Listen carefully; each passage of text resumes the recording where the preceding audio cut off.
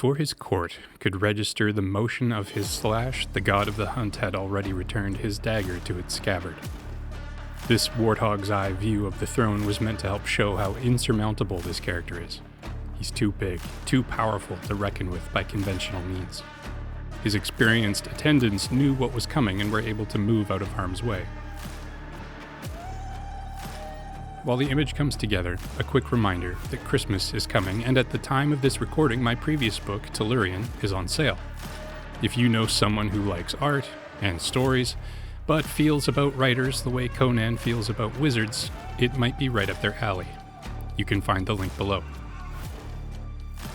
Humans have been selectively breeding domesticated flora and fauna for millennia. We search for desirable traits and make sure that those are propagated and amplified for generations. This is how we can turn wolves into wolf-hunting borzoi, or turn them into, well, whatever it is pugs are for, they seem to be doing it. During the antediluvian era, nephilim were worshipped as tyrannical gods. They had vast armies of slaves to do their bidding. While a slave can be useful, they could be made more useful. Starting with this miner. Gods need precious metals like gold and jewels. They need copper for vessels and bronze for their more ambitious statues. The mines can never produce enough. So, they made the miners more efficient. Over time, they selected for smaller, more sturdy frames. Also, the longer they could stand to be underground, the better. They lost pigmentation and eventually the majority of their eyesight. By this point, they could recognize precious minerals by feel and smell. Their hair became stiff whiskers that allowed them to navigate safely in low light. My natural inclination would be to stop at 3, but I found that if I push it one more level, I get something a little more interesting. This gives me the first pass of a prehistoric subterranean dwarf. Alternately, they could select for brute strength. Believe it or not, there's a certain amount of reason and sanity that I'm striving for on this project. I want to find the balance between classic fantasy adventure story and following consistent internal rules. I really don't want to do something just for the fun of it. So as crazy as it might sound, the setting forced my hand here. The more I thought about domesticated humans, they kept falling into familiar categories. I didn't set out to pull these mythological figures into dead gods, they just muscled their way in. In this case, by focusing on pure strength, we head through Neanderthal territory and land at what is, by all accounts, an ogre.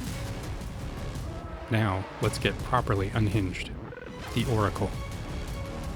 The Nephilim are able, in spirit form, to traverse the abyss, but that is undesirable. It's not a good place. If they must communicate with one another, they would prefer to send messengers. Oracles are slaves that are particularly sensitive to the pharmakia that allows humans to pass through the veil.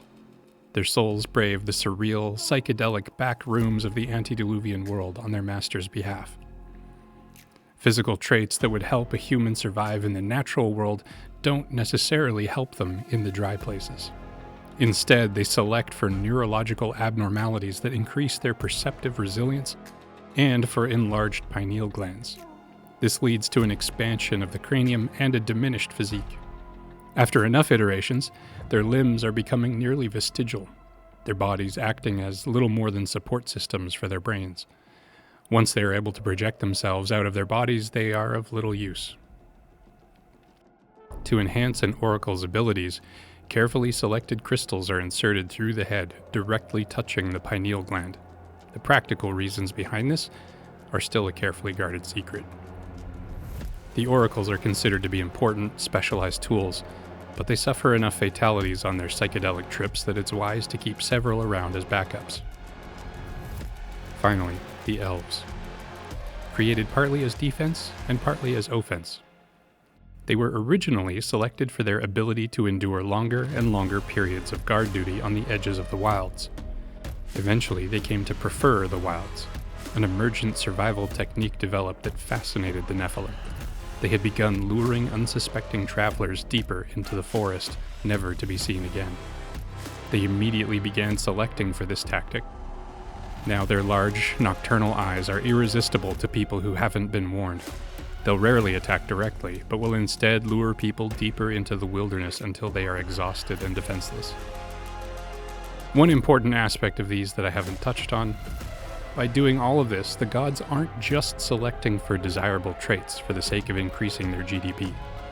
There's a prophecy that terrifies them.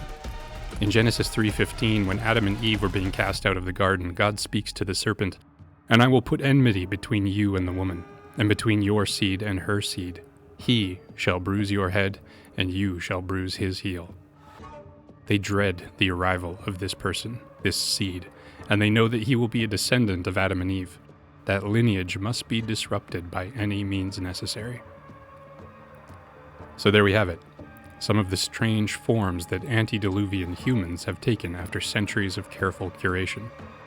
In a post-diluvian context, could the images of these creations, reminders of how far our forms can be twisted, be used to haunt mankind? Thanks for watching.